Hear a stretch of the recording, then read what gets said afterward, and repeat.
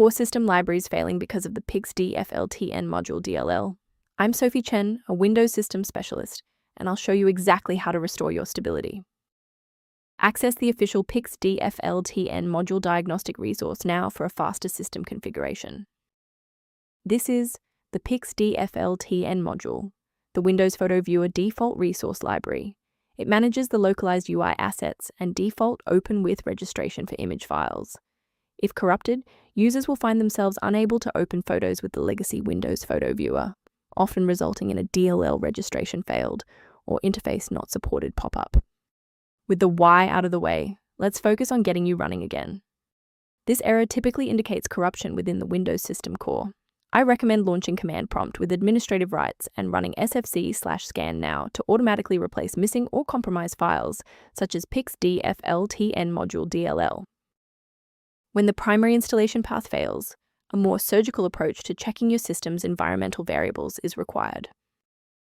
A system reboot is a reliable way to clear away zombie processes that might be interfering with Pixdfltn module.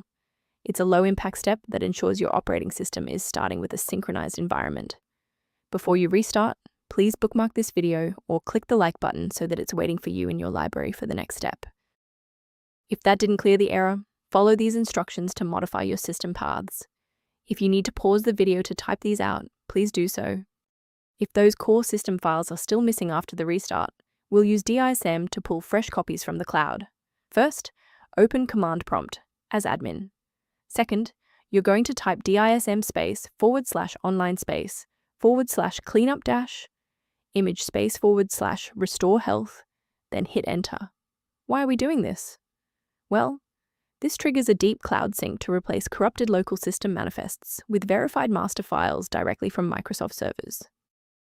To avoid future system conflicts, there is one specific security trap we should discuss.